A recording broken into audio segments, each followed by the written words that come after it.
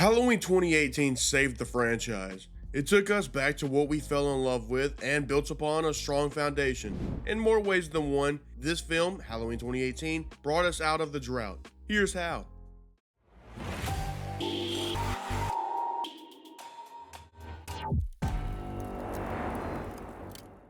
Welcome back, I'm Sippin, and before we dive back into Haddonfield, I have just a few announcements. Firstly, there will be a spoiler warning for the entirety of this film, and secondly, I just wanted to shout out Raphael Miller 9537. I appreciate your comment, thank you. Now, let's get on our toes and witness a franchise revival in real time and talk about. Like many in the long-running series, we open up to the infamous Smith's Grove Sanitarium.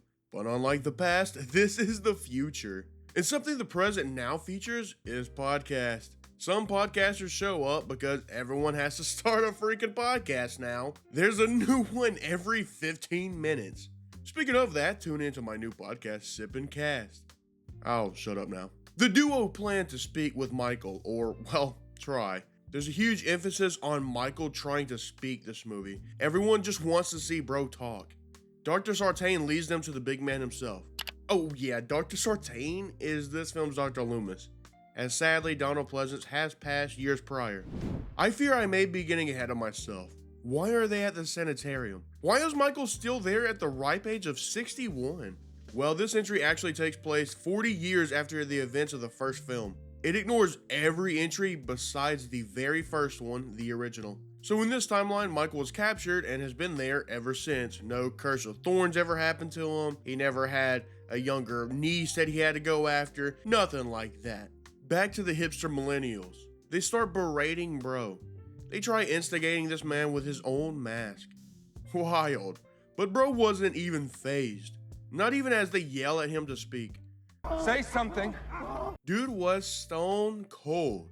The podcaster screams takes us to the title card. And dude, I can't lie that seeing this opening pay homage to the originals while adding its own unique flair is a sign of things to come. Jumping to the woods, the podcasters Aaron and Dana arrive to the home of Laurie Strode.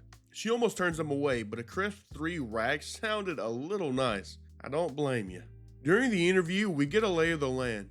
Laurie has become a doomsday prepper with traps and locks littering her property, already showing how much of a certified badass she is going to be during the next hour and a half. I actually love her portrayal here. I cannot say the same about the millennials. They had the audacity to talk about my girl's family issues to her face like that. They said you're an unfit mother.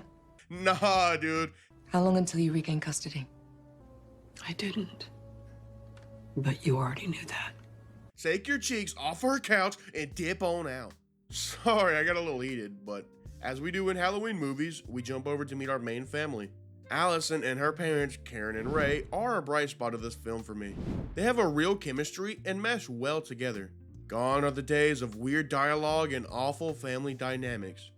I got peanut butter on my penis. Ew, Dad. Okay, well, there's still a solid family. Minus Allison's grandmother, Laurie, who was pushed away by Karen, who even decided to not invite her to dinner. Allison walks to school with her friend Vicky and her boyfriend Dave. They talk Laurie's past with her brother. That's just a bit that some people made up to make him feel better, I think. What? Oh, hell no! Oh, hell no! No!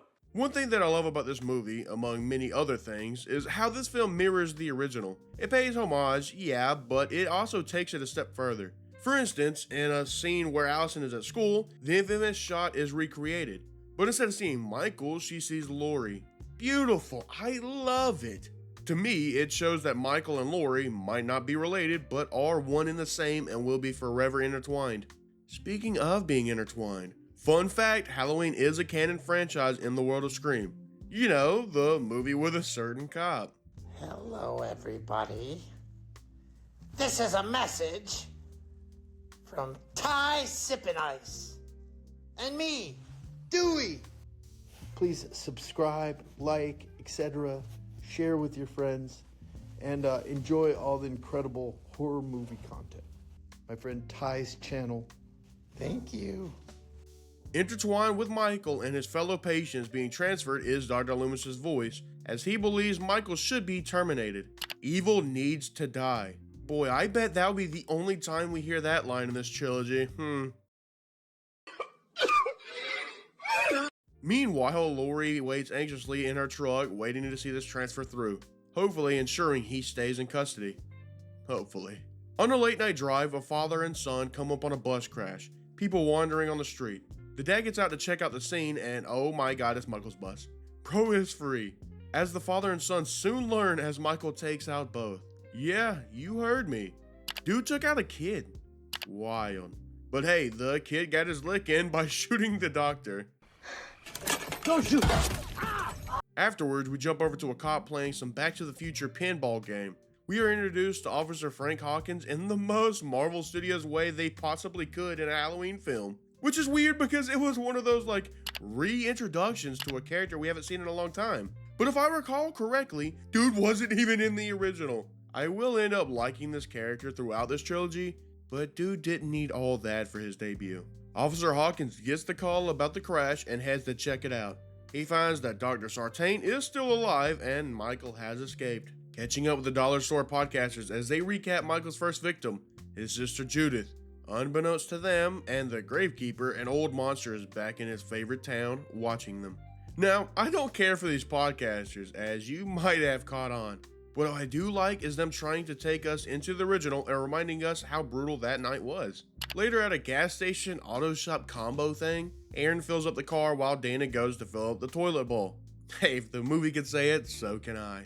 We need to go to number 2 almost immediately. As she uses the loo, someone enters, checking every stall. What the fuck is in that toilet? Oh my god. As this is happening, Aaron goes to pay, but realizes the mechanic fell asleep with his clothes off. He's dead. He's a goner. Michael took bro out. But back over to Dana. Michael drops a handful of teeth and starts trying to get her. But don't worry, Dana fans. Aaron's here to save the day. Oh man. Oh, wow, that's not good. He finishes off the podcasters and becomes the shape once again. That shot of him donning the mask after 40 years was something special. And every time I see it, I get hyped. After learning of Michael's escape, Laurie tests her family's survival skills and, well, they don't pass her test. As night approaches, so too does one of my favorite scenes of the entire trilogy. Mimicking the original, Michael runs into 2 kids on Halloween night in Haddonfield. Here, we follow him in a scene with absolutely 0 cuts. He makes his way through countless yards and homes and takes out more people along his way. But at least during this one take, we learn that Michael does have a limit. Babies are safe, but apparently not kids. As gender swap Bonnie and Clyde dance it out at the dance, Vicky is at the big man Julian's house. She's babysitting probably the funniest kid in the entire franchise right now. I wouldn't be up clipping my nasty ass toenails. Go to bed. As she puts him to bed, something seems off. But back to Allison. She heads back into the dance to see Cameron smooching up on Tony the Tiger. In his defense, he also threw her phone into a bowl of cheese. Yeah, bro's a doucher. You gonna get that? What you say? What you say it again? Say it again! Back over at Julian's, Dave shows up to swap spit before Julian sees the boogeyman. Vicky, not believing him, goes to check it out and, well, you should have believed him. As she gets eliminated and sent to the gulag, the Dave train rushes in to stop this madness. But before we get to see him go to work, we cut over to Officer Frank and Laurie as they arrive to Julian's home. Under a blanket, in homage to Bob in the OG, Frank finds Vicky's body. Soon after, he finds Dave in yet another homage to Bob as he was pinned to the wall, up and off the ground. Man, Bob's getting some love here.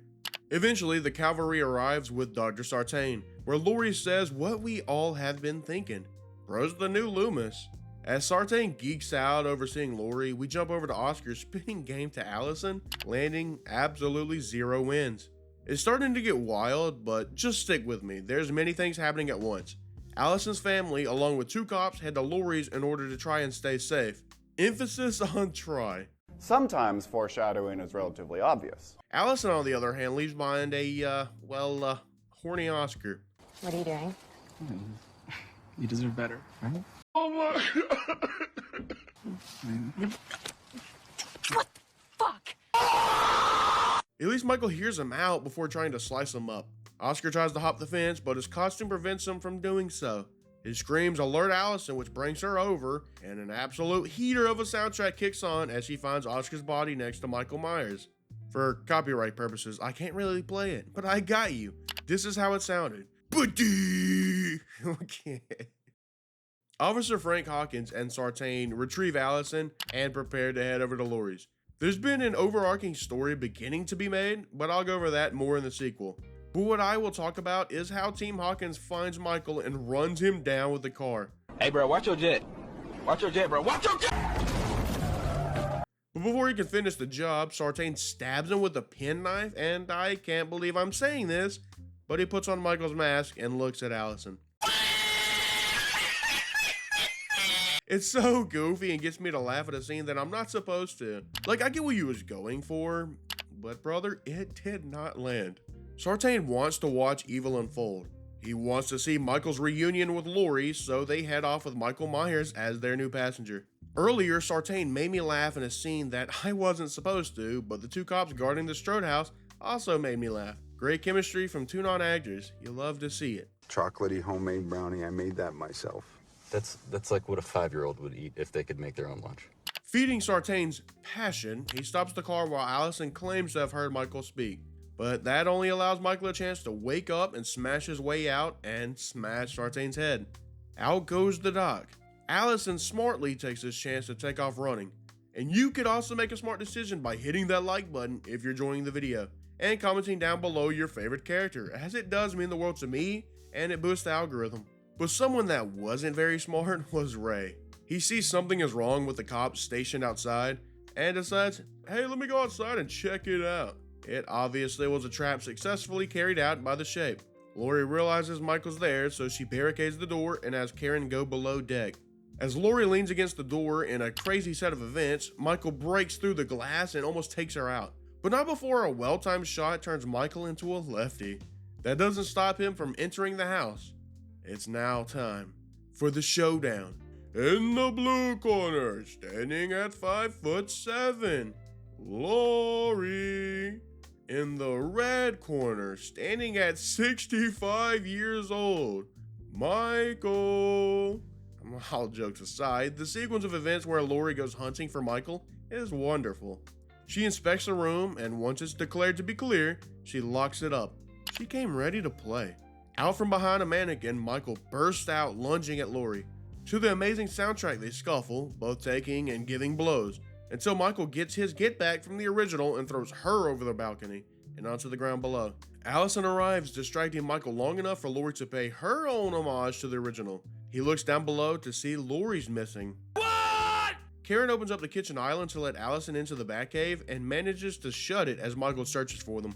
The back and forth cat and mouse is a really nice touch added on for this movie. One moment, Michael is being hunted, and the next, he's back to being the predator. Being the predator that he is, he finds them and rips off the kitchen island. But Michael doesn't show himself. But Karen, in an Oscar-worthy performance, convinces him and me on the first watch that she can't do it. She can't take the shot. I can't do it! Stop the cap! Stop the cap right now! Stop the cap! No bullshit, bro! So he pops out only to get shot in the neck. Laurie then jumps out, knocking him down into the hole with Allison and Karen.